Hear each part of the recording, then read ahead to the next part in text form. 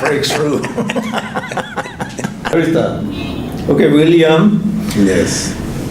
You were not a writer, but a natural scientist at the beginning. How did you come to become a writer? Yes. Childhood I liked reading. Maybe that had added something to my love for books. I liked books from my early childhood.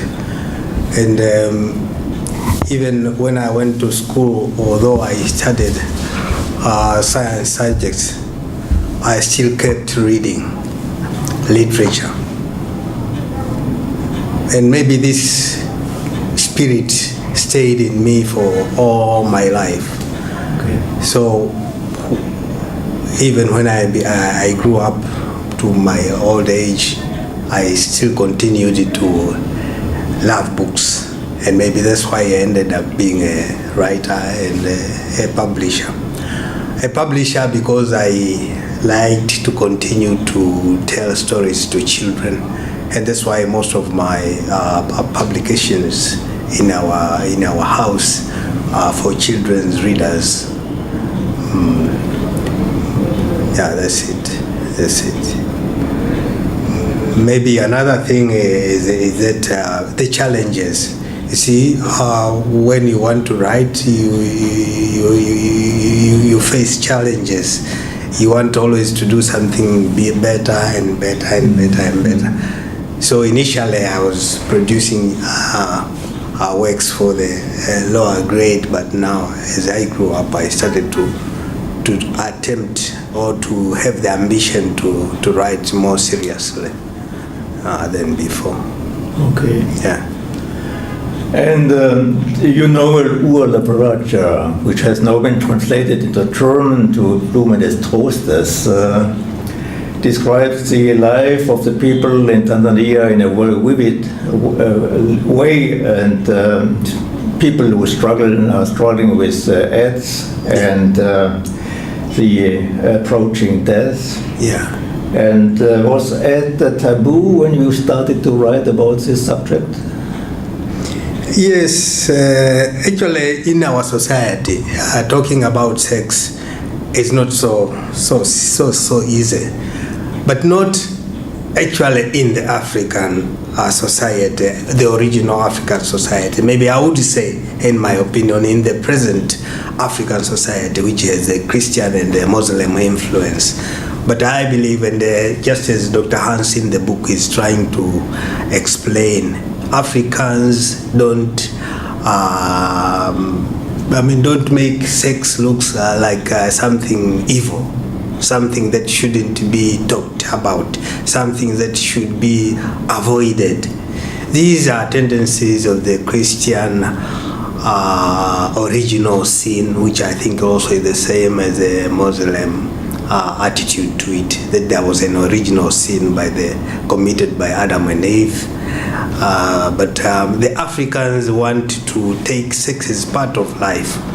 They explain it to children when they are at the right age of responding to it. It is a natural call, and as a child grows and approaches the age to handle it, the child has to be taught how to handle it. If it is a girl, if it is a man, he has to be taught the habits, the norms of the practice and what have you. Because after all, it is a part of a human life, and people have to reproduce, have to develop a family, and this family grows out of the sexual exercise. So why should it be a taboo? Okay. Yeah. So as I told you, somewhere, you see, when our president, the old president, President Ali Hassan Mwinyi, at one time he was asked to address a conference where people have to be mobilized to look at to use condoms when they are practicing sex. So before he started the mobilization, he said that the disease has, well, they said in Swahili, ugonjwa umeingia pabaya, which means the disease has struck at the wrong place. The wrong place in the sense that it is a place which cannot easily be talked about, which cannot easily be expressed in the public. You see, so this is our present situation. But as I said earlier, that it is not the African attitude. If it was the African attitude, if it was before Islam and before Christianity, maybe the disease, the use of condoms would be just a natural African culture to tell that you must practice this using a cover and whatever and whatever. Yeah. What was more important for you, the problem of AIDS and how people have dealt with this challenge? Or I think the novel goes far beyond AIDS, and we are telling a lot about problems of life, the existence, and the absurdity of the life and existence, life and death. Like Albert Camus, for instance, they probably have been one of your model writers. Yeah. Actually, AIDS is a problem. Even now it is a problem.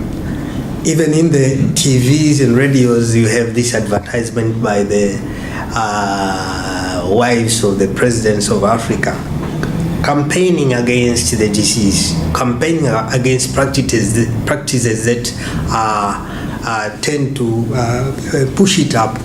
But I think my book has that intention first to make people look at AIDS from the points of view of what I'm saying in the book.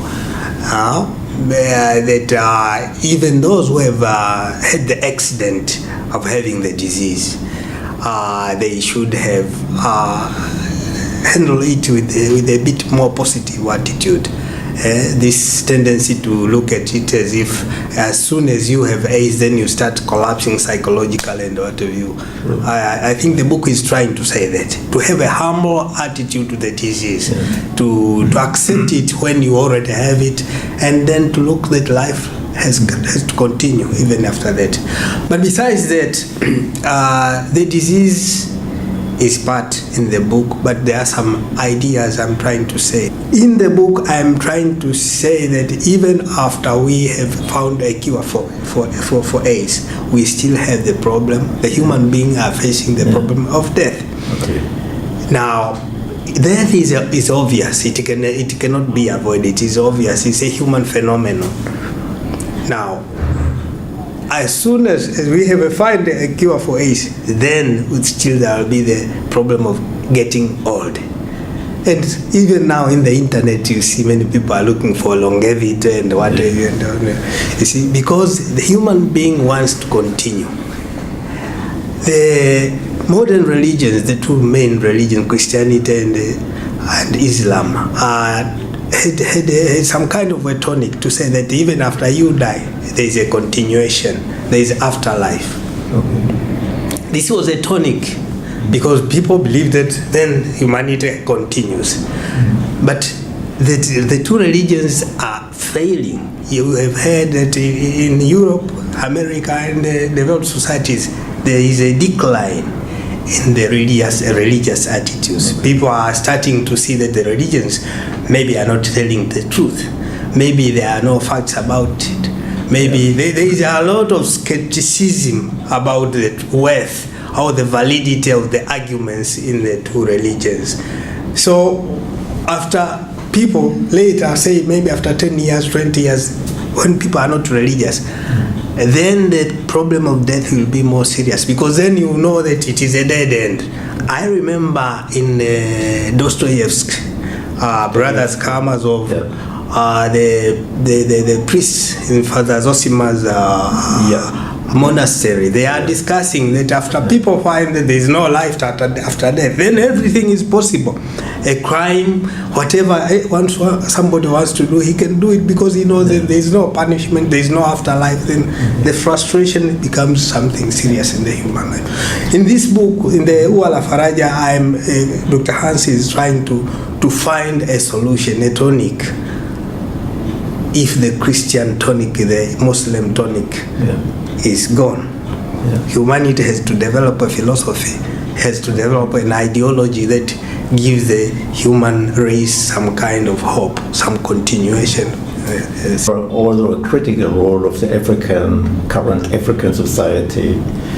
And for instance, he criticizes the strong influence of the European culture on the African culture. What is the main critique of Dr. Hans related to this kind of influence? You see, Dr. Hans is the African thinker. He looks at Africa in its past and its present, and he tries to think for its future. He sees that Africa has been sort of blacked out from the society of the world, and you see the human personality of the African is almost blackened. It's in a blackout. So he is behaving more or less like a slave. It's a slave personality. The African has a slave personality. He's neither a European in his attitude of looking at things, neither is he a Muslim, an Arab, and also he's not the original African. So he's somebody in between who has no definition, who has no identity. He doesn't have a clear identity of his personality. So this kind of a person is, if he is facing people who have a personality definition, for example, the Chinese, the Europeans, whatever have you, the Japanese, the Indians, he is in a personality crisis position. So Dr. Hans is trying to accuse that situation. Now he is suggesting that maybe the easiest way is to go back to revive the African culture. But I think also this is a problem, because now children grow up in schools in westernized systems, either westernized systems or easternized systems in the terms of the Arabic ideas of the Dr. Hans in the book. What do you think? How could the problem of finding and strengthening an own African identity, how could this problem be solved? Have you any idea? And is a novel providing some hints towards the solution? It is not so easy, because the problem, the character, personality crisis of the African is multidimensional. It has many faces. It has the faces, the economic, socio-economic face. It is a cultural, sociological problem, and also sometimes it is spiritual conflicts, crisis. So if somebody would like to develop this, he has to approach the thing from this multidimensional approach. And who will do that? What time do we have to do it? See, if maybe the intellectual schools could try to argue it out. Initially, immediately after the post-colonial period, there were some thinkers who tried to study this. One of them is Frantz Fanon. He tried to study this situation. Kwame Nkrumah did a little bit of it, and even Julius Nyerere attempted to have a practical approach to the situation, to strengthen the African personality. But now, as time goes, more influence of the foreign influence into Africa is coming. So I think it's not a dead end, or even though, but I think the intellectual society has to think of the possibilities. Otherwise, it will continue to be a crisis. The Nigerian writer Helen Habila said in an interview, and I quote, "In African societies, art always has to have a social benefit, and art always has to contribute to the social well-being." If you consent with this statement, what do you think, what is the special contribution of your book to the social well-being in African societies? I think, as I said, AIDS is a problem. Yeah. So, and AIDS is an African problem, as it is in many. So, my book contributes in one way to the AIDS problem, having a positive and optimistic attitude to the problem, and also to approach it from that end. But you see, in the book there's another thing, because the social well-being shouldn't be only from the African point of view. Even the human point of view has to be considered, and the African shouldn't be thought as if he cannot contribute to the world well-being, the well-being of the human society. So, as I say, the book is talking about death, the attitude of humanity to an end. And as I said, religion had contributed a lot in the previous time. But now, as time goes on, the religion is somehow weakening.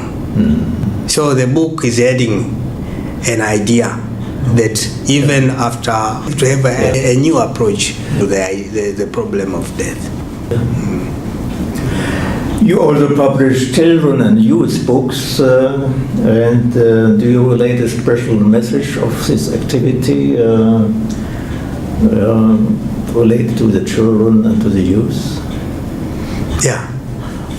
You see, I write for children, as I said earlier, that when during my childhood I liked reading, I liked listening to stories. My grandmother was a good storyteller, so this tendency I've continued with it.